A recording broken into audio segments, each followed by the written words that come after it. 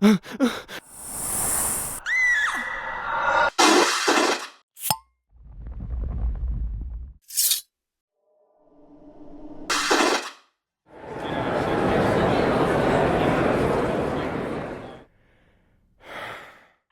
and welcome to the Supernatural Track here at Continual.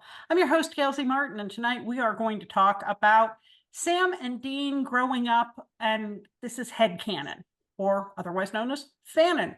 What did we come up with to fill in the blanks that we don't get? We get little teasy comments here and there, little reminiscences here and there, but we don't get the whole picture. So what do we think happened all those years before the boys grew up? But before we get into that, let's let our wonderful panelists introduce themselves, starting with Melissa. Hi, I'm Melissa. I have been a fan since the pilot aired, and Kitty has been a fan since 2020. Carole? Hi, I'm Carole Stokes. I've been a fan since season 3. I started writing fanfic under the name Firesign 10 in 2012. And as Ellis Colton, I'm an MM romance author.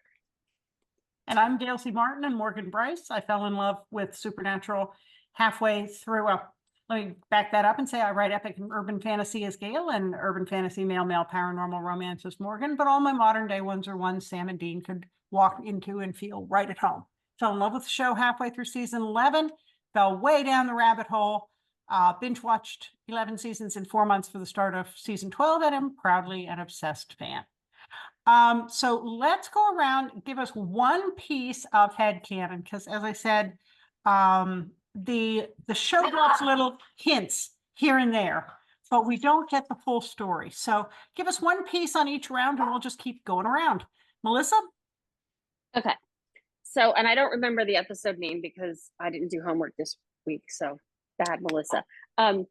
There's an episode where we see Sully, right? And Sam is alone. So Sam is what, maybe 12-ish? Maybe he's that old. My headcanon is that Dean took a bunch of extra side hustles, whether it was hustling pool or whatever it was, to make sure that he had extra cash that he would slip to Sam when John dragged Dean off to hunt and left Sam behind. Because, like, even if John was the most conscientious father in the world, but even if he was, hunts never go normally. You never can predict how long you're going to be gone. So let's say that it was a day drive out and a day drive back. That's 2 days. And it was going to take a day to do the hunt. That's 3 days. If he only left Sam enough money for 4 days and they were gone a week, like, that was an issue. We know that money was an issue. The show tells us that. So my headcanon is that Dean did extra, whether it was legit work or hustle and pool or whatever, to make sure that Sam always had extra money for food and to pay the hotel. Okay, Carole? I definitely second that. And even when Dean was there, I suspect, like, John left both of them. I suspect that Dean was always giving Sammy some of his so that Sammy had enough. I mean, if there was enough peanut butter left for 2 sandwiches, Dean would make both sandwiches and then put them in Sammy's lunch, or like 1.5 at least. Like, right. Dean would rather he went without because he was bigger, stronger, older, and I think knew at some point he might be able to get food more easily than Sam, being younger, smaller, and so he always, I think, made sure that Sam was the one who had, I mean, we see that even with the whole Lucky Charms thing where, Dean hasn't had any Lucky Charms, but he gives them to Sam. And I feel like that's always his natural inclination. And I always feel that if they were away, Dean was always the one who would call and make sure Sam's okay. You never get the sense that John called. I mean, if you had Dean and Sam left, you never kind of got the sense that John called them except to say, I'll be there in 3 hours, so be ready to go. Right. Whereas if Dean was off with John, he would call Sam and say, how you doing? Did you do your homework? How'd you do on that test? You know, and do all of that kind of much more involved engagement and parenting. Right. That Lucky Charm scene always, that is one of the core tenets of my John Winchester A+ parenting. And this time I'm not kidding around about it. It's a whole cereal box. I didn't get any. He didn't get any out of that entire cereal box. Was it because he was busy eating Frosted Flakes? I don't think so. Because he wouldn't have been upset about the fact that he didn't get to have any. It was, he was making sure that Sam was fed and that Sam had the whatever. And he either did with it, you know, was either skipping breakfast or having something that was less. And yeah, that's just one of those things. Yeah, I'm going to say that something that gets brought up rarely in the show, much more often in fanfic, is the fear of getting caught by Child Protective Services. Because you're in a motel now, even a skeevy motel, they're going to notice two kids by themselves. Yes. Even a no-tell motel, that's not going to be as normal. Maybe there are working families that are stuck staying in a not great hotel. Maybe it's more common than we think at a, you know, general run-of-the-mill Holiday Inn, but people are going to notice. And it's not going to be the kind of thing where, yeah, that's the Jones kids, their mom works day and their dad works nights, or, you know, the normal kind of thing, because these kids are going to show up out of nowhere. Their dad's going to be gone for an indeterminate amount of time. And it's not going to feel, to anybody watching, it's not going to look normal. And so I think that Dean spent a lot of those young years scared to death somebody was going to notice and take Sammy away from them. Yeah. Now, Sam may not have grasped the whole situation at first, but with John gone, and Dean, especially before he was old enough to have a deep enough voice to answer the phone or kind of pass himself off as an adult, the one thing that really would have registered with Dean is these people can take Sammy away and I'll never see him again. Mm-hmm. And that would have been his biggest fear. And secondly, and if I screw up on my shift, I'll never forgive myself and Dad will kick my ass.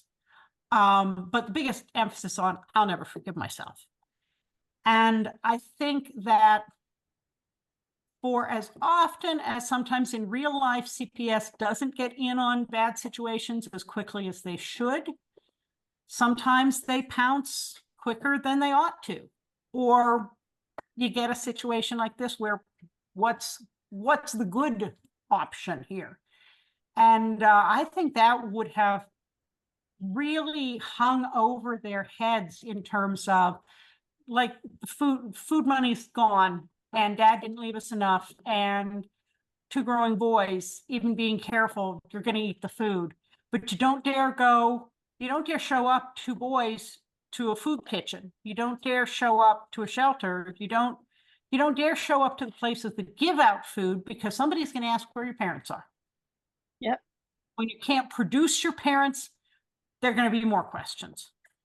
So I think there was probably a good bit of shoplifting that got done in those early days, and probably a lot of coordinated shoplifting where Sammy did something cute and Dean stuffed the tuna fish down his pants. Jimmy Buffett has a whole song about stealing tuna fish. Stealing tuna fish and peanut butter as a way to exist.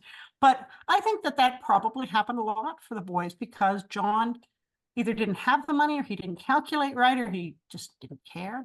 And so I think that there was a good bit of petty theft that went on. And I think they probably started some of the gambling and the hustling early. Now, is it, because I've read this in stories, and so now I can't remember if this happened in the episode Bad Boys when Dean's at Sonny's. Did they ever say he was there because he shoplifted food, or they just never said why he was there? I thought they said that he shoplifted peanut butter. Okay, because I've Yeah. certainly seen that kind of thing in a lot of stories. So, definitely. And Go Good. ahead. And if Okay, Rebecca, somebody's keep going. shoplifting peanut butter, they're not doing it for thrills. right. They didn't like shoplift Hot Wheels. They didn't shoplift cigarettes. They shoplifted. Well, they didn't even shoplift, sugary snacks. Like they weren't ring dings or Twinkies. It was peanut butter. It was one of the most basic essential foods, peanut butter. You can make a jar of peanut butter and a loaf of bread last a real long time if you have to, so yeah. And I think to build on what you're saying about the CPS thing is, God forbid they got sick. Mhm. So, if they got a cold or something, Dean was, I think, able to handle that early on. But boy, flu, running a fever, can't keep, what about a norovirus, and Sammy can't keep anything down. Or even worse, Dean's the one who gets sick and Sammy's Right. trying to take care of him. And at what point do you say, oh my God, my fear for his health is now greater than my fear of CPS, Right. or you get, and this is all in so many kinds of stories and stuff, or you get the tearful phone call to Bobby, or even in earlier eras, Caleb or Pastor Jim, and saying his fever's 102. What am I going to do? What do I do? He's,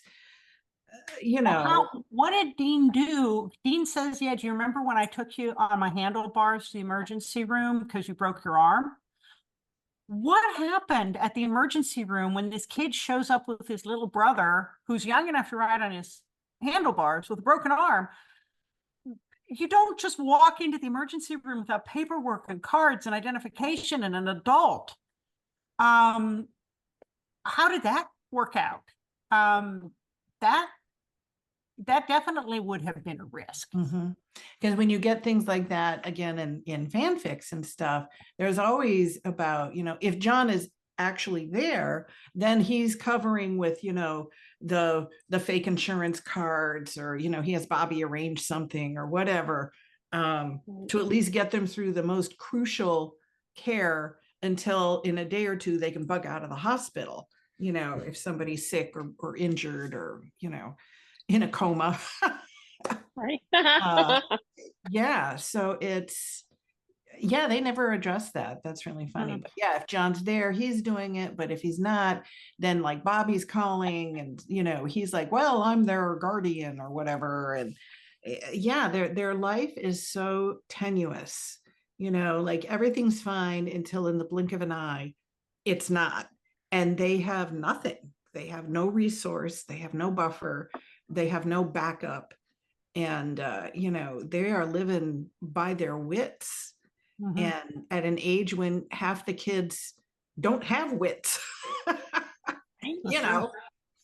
most kids are not thinking about how long can they make the loaf of bread and the jar of peanut butter last, or what am I going to do if this cold turns into bronchitis, or, what if it's not a sprained ankle, it's a broken ankle. And, their moments of freedom that they enjoy are really massively offset by this constant anxiety and pressure. Melissa? Kind of going back to Bad Boys, Dean tells Sam that he got picked up for shoplifting the peanut butter because he gambled the food money. And that has always sat with me as he was lying to protect Sam because the money was gone. And he was shoplifting because the money was gone. I'll try not to get on my John Winchester A+ parenting thing, but the money was gone. Another one of my headcanons related to that, and this is it appears in fanfic a lot, by the time Dean was a teenager, 15, 16-ish,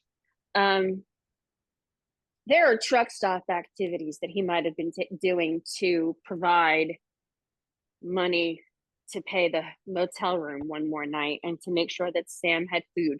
I don't think he would have done it for things like field trip money or even clothes, but if it's food, Survival money. Food, and making sure that they have a place to stay, that hotel money, I would not have been surprised. There are a lot of really interesting fanfics that sort of delve into that, and they ring kind of true because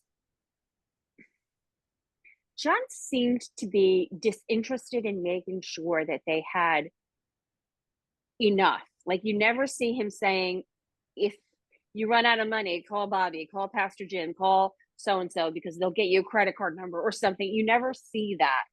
And that's an important enough thing to me that if that was the backstory, we would have seen that once. We wouldn't have needed to see it more, but we would have seen that once. But we never would have had shoplifting for peanut butter, because if there had been some sort of a safety net besides their own wits, we would have seen it.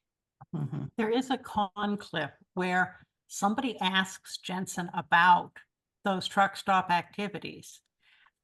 If you want to see Jensen's eyebrows crawl up into his hairline, it was like, say what? What? And he was surprised to hear it. I don't know that he completely negated it, but it was something that they definitely surprised him with that one. I think that that's one of the It's darker interesting headcanons. because- oh, I was gonna say, I think that's one of the darker headcanons in It is. canon. yeah, but it's not But- outside the realm of possibility. It's really not. I mean, we know from early on that Dean is pretty, very pretty. I mean, now this was in Sonny's place again. This was always a thing where he hadn't kissed somebody at 16. But I'll Right. tell you what, in fanfics, he got lucky way earlier than that. And that it was very easy, I'm sure, when he was littler, that he could flirt with the older ladies who'd be like, "Oh, you're so cute. Oh, here, have a Here's a $5 dollar." bill, and Or oh, here, take that this plate of cookies home. And, that from extra that burger at kind the of, diner, or yeah, an extra he would slice be of able to work pie. that. Right. He learned to work it. But then later on, because the thing is, the older they got, the less John did. Mhm. Like, even at least in the Lucky Charm era, you have him around a little more, but look at the high school one. At that point, he's leaving them a month at a time, just the Right. two of them. Here's a roll of money. That's it. Make it last. That's all you get. And,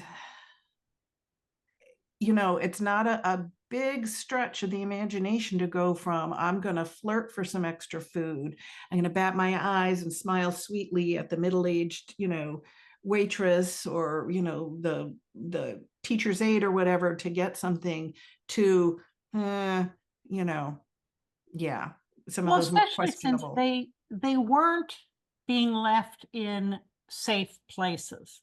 There was Right. other illegal activity going on in those skeevy motels, and in those truck stops. And so they would have seen that stuff going on around them. They would not have been innocent suburban kids. Mhm. And I think kind of along those lines, they learned how to pick locks very early.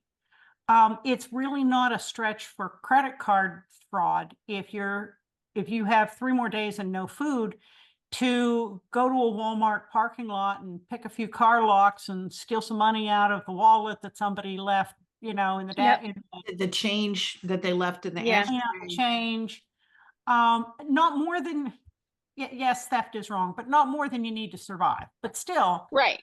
a couple of fives out of the petty cash in the little drawer, or a handful of change. That's some food when you don't have any. And that was something certainly both of them would have been capable of fairly early on, Yeah. with low risk. you know, two little boys playing hide and seek in a parking lot. If anybody did notice them, they're not going to think, oh, they're picking car locks. And Yeah, they're just Right. running around the parking lot, you know, while their dad's shopping or their mom is shopping Mhm. or whatever. Although it is interesting, so the skeevy motels, and they're seeing a lot of this kind of trade going on. Mhm. I very, very rarely have ever seen fanfic where they get into dealing drugs at all. You know, No. I mean, Maybe smoking even some weed, but no, not dealing, because that makes them not good guys.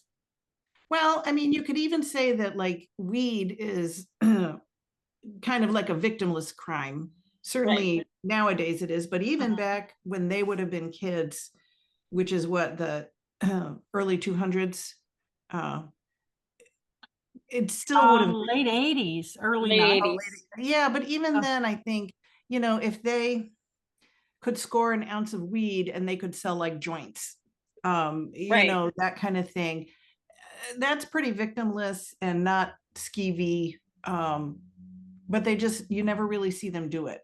You know, you see Mhm. them once in a while in stories enjoying the effects of, Right. but not falling back on that. Whereas I think certainly the skin trade is something they would have seen a lot, Mhm. a lot of, and it would have really normalized it for them. You know, oh, Well, that's just Trixie, you know, and hey, now and she has new shoes.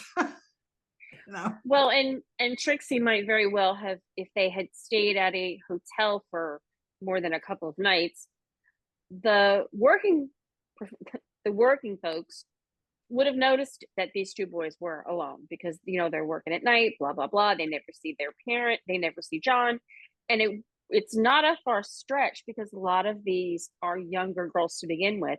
It's not a far stretch for them to reach out to Dean and kind of say, Don't do hey, this. if you need money, don't do this, don't do that. Here is safer, here is less safe. Like I could honestly Yeah. see some of those conversations because Dean is such a flirt. He's got to be flirting with these girls. Like it's in his DNA.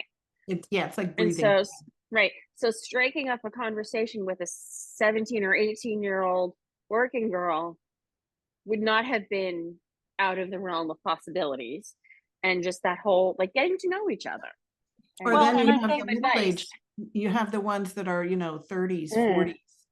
And they're going to have that kind of little bit of motherly where they're just going to kind of keep an eye on them and say, well, you can't go down that corner, but you can stay here because I can keep half an eye on you.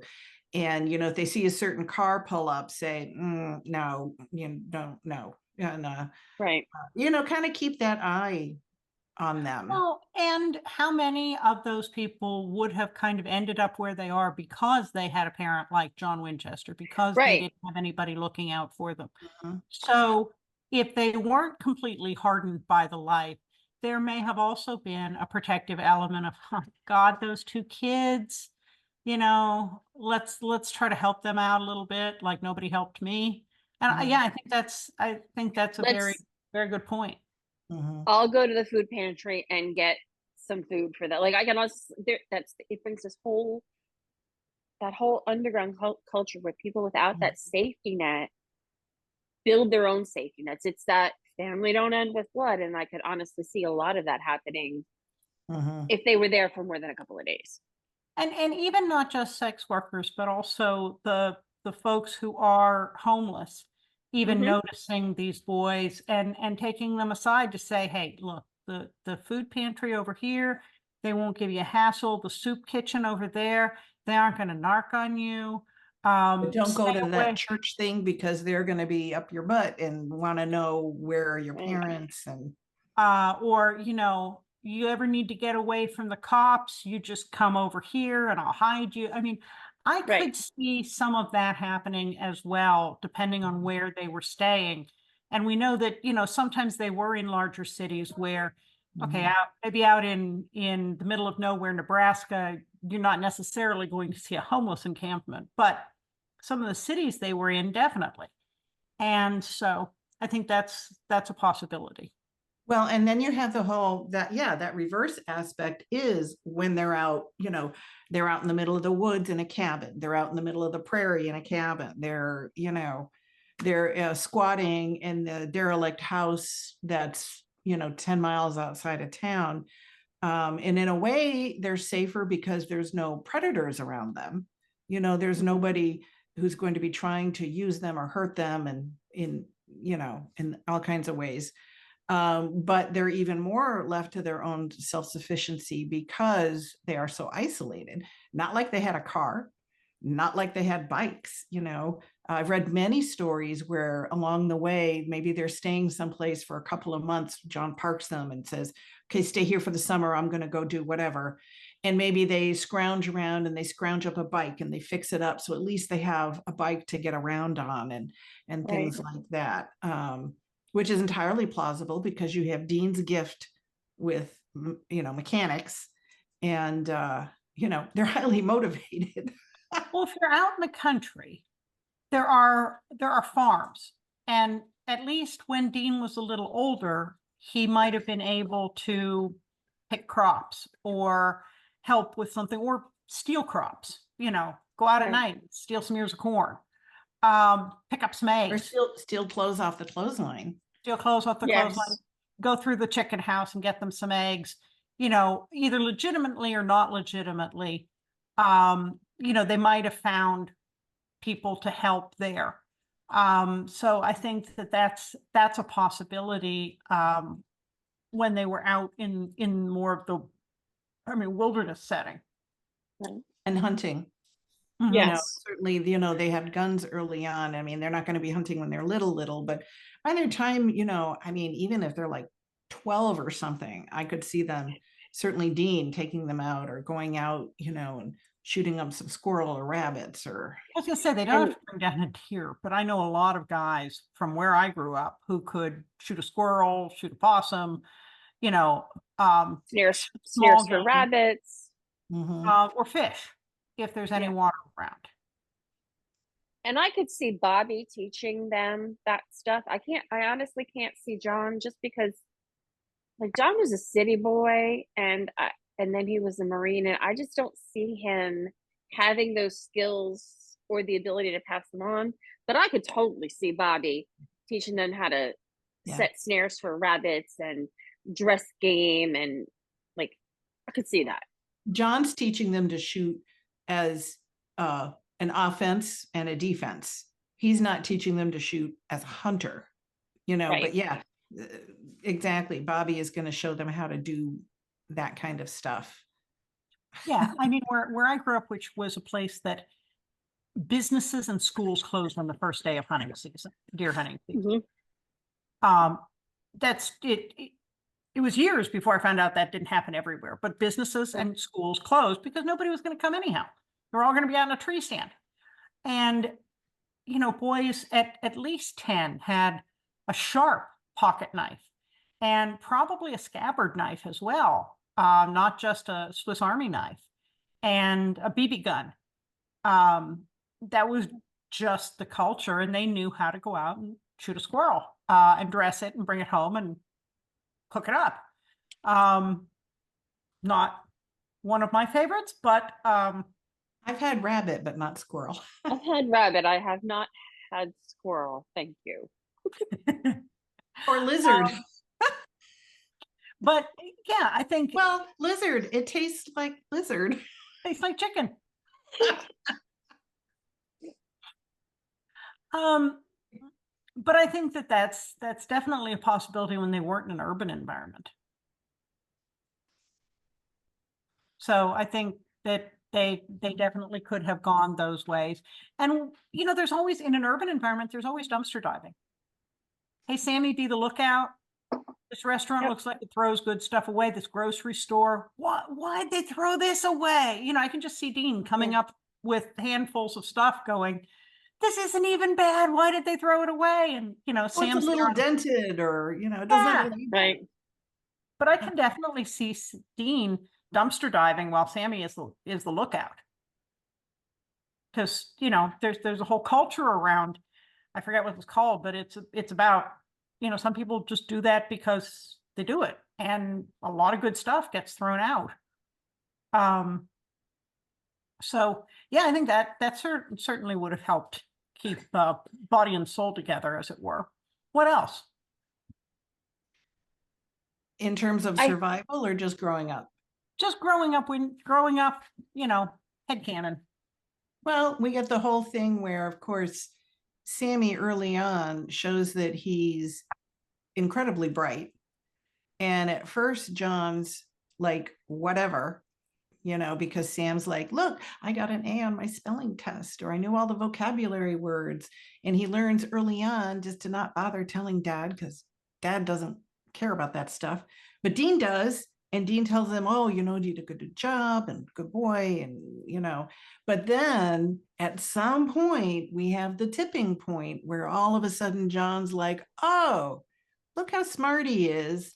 He can do all the research.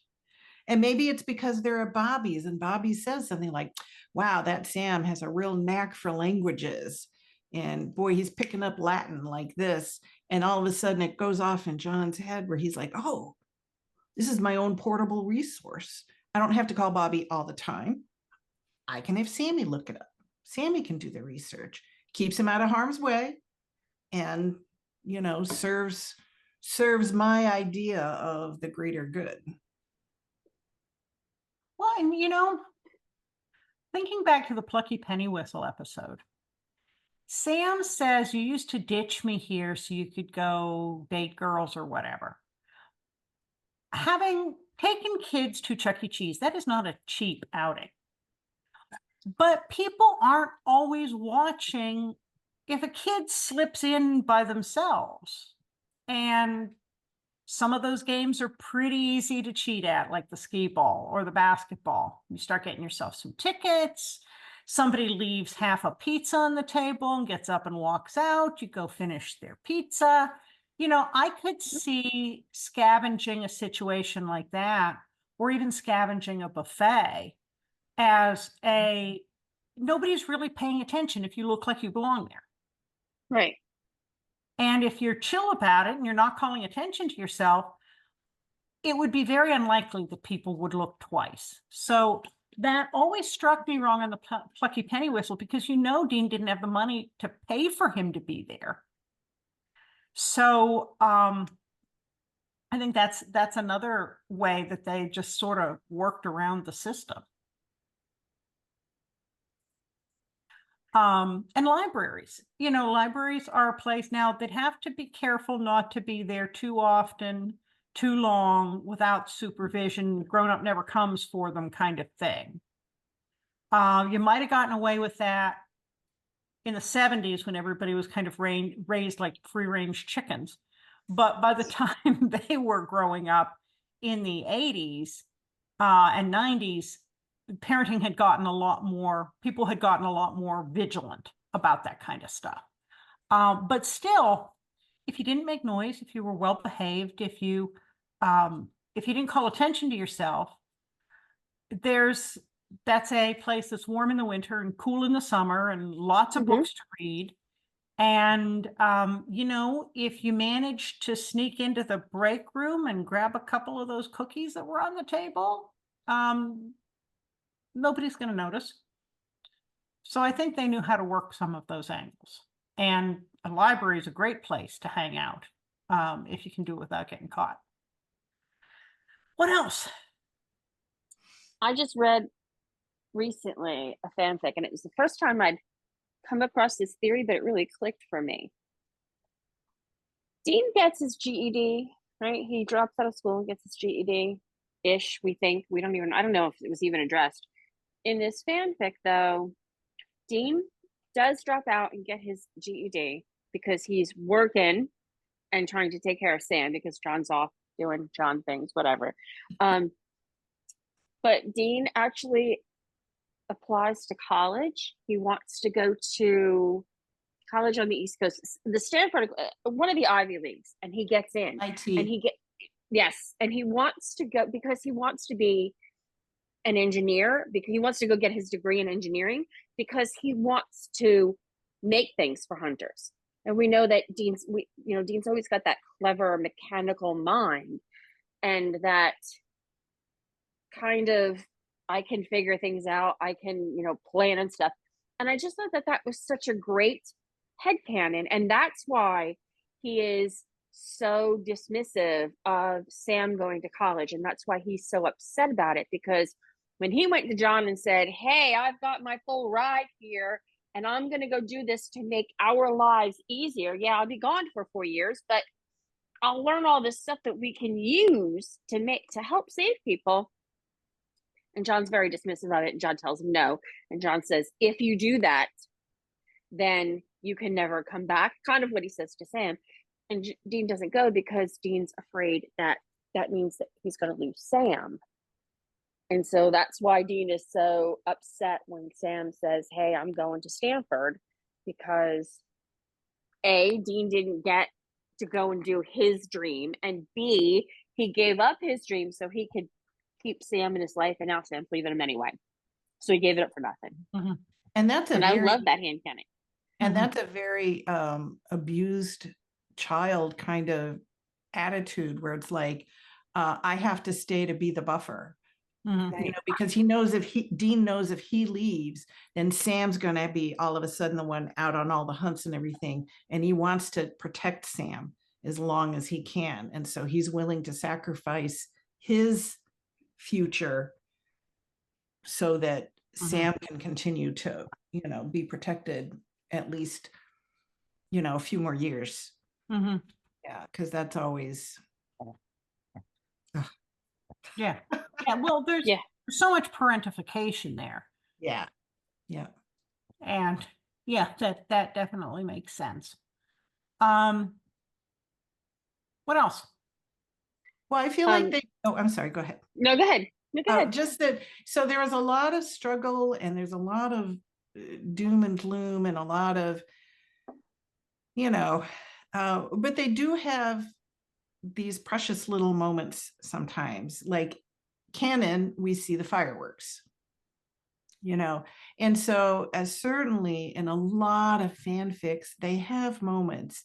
Maybe they're staying at a hotel or a motel. Why do I say hotel? Motel, but it has a pool.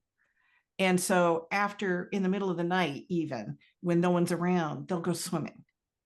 And it's a real treat because it's really hot, and the motel doesn't have decent air conditioning. So they go out in the evening, the late evening, early morning, and swim. And it's, so they have moments like that. Maybe they're out in the middle of the nowhere. And so they take a hike and they sit on top of this, mountain and watch the sunrise.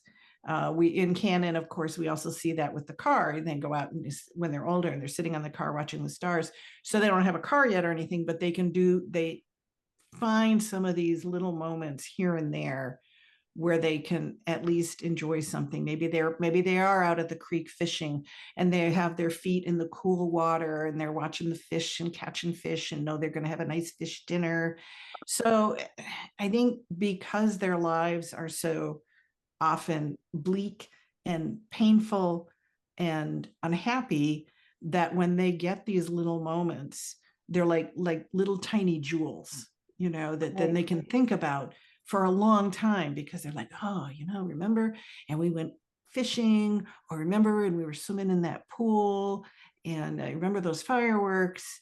So they're rare, oh, remember we were at Bobby's and he made his chili for the first time and it was so good. And then we went out and played in the stacks of rusty cars, but it was like a little playland for them. Right. And, they got to play with his dog. And so those moments, I think, rare though that they be, were all the sweeter. And so when we stumble across those in canon or then in stories, because they pop up, because that's just human nature. At some point you're going to seek out something. Maybe the first time they actually go, maybe not to the ocean beach, but like even a lake, and like, oh, the sand, and stuff like that, where in Fanon we do get these moments here and there, and we just like rejoice with them, because so much of their life is unmitigated crap. Well, I can see them sneaking into a drive-in movie and Yeah. crawling through the break in the fence, even if they didn't have a car, and sit there and watch the movie, or sneaking into a movie theater, or sneaking into the county fair. That really wouldn't be hard for them to do at all, given their skills. And I could see that definitely, being something that they would do when they could get away with it. Yeah. Melissa, what were you going to say? It was more of a question. When they were younger, it was Uncle Bobby, but at some point that shifted. And my headcanon is that shifted when whatever it was happened between John and Bobby chased him off with a shotgun. I think that the next time that they saw Bobby was probably like, he didn't want them calling him uncle anymore because these are his boys. And his boys would not have called him uncle. His boys would have called him either dad, which he knew he couldn't get them to do, but he just couldn't have them calling him uncle anymore because those are his boys. And I think that they were probably at Bobby's more than we see on screen because they're really close, and Definitely. his deep and abiding love for those two, yes, it could have developed when they were young adults, but I don't think so. I think that started when they were kids, and I think that especially when they were both younger, that they were parked there more often than we see on screen. That's my headcanon. I totally concur with that 100%. Especially, let's say, some kind of some kind of longer illness or an injury. Oh, somebody has a broken leg. Well, I'm going to go leave them at Bobby's for a couple of months, let them heal up, and so yeah, I totally think that as well. Well, folks, we have blown through our time, and this has been a lot of fun. We have come up with a lot of Fanon and some great coverage. But before we wrap up, let's let everybody have a chance to say where we can find you online. And if you have any new, recent, or upcoming projects, tell us about them. Melissa? I'm Melissa. You can find Kitty and I here on Continual Panels. Okay. Carole? You can find me on Facebook in the TFWNC group that Gail runs, and on many, many, many continual panels as Ellis Colton. All of my social media links are at elliscolton.card.co, so it's CARRD.co. And my new book, The Silver Dragon, is available for pre-order on Amazon and Smashwords with a release in mid-May. Very good. I'm pretty easy to find on at gailzmartin.com, morganbryce.com. And if you spell those right, you'll find me on nearly all of the social media. I do run the Supernatural TFWNC group here on Facebook. I'm a columnist with the Winchester Family Business blog. Watch for my new Walker reviews. But most of the time, I'm here on Continual. So thank you all so much for being awesome panelists. And thanks to all of you for watching and listening. There will be more Supernatural coming up soon. So we'll see you online.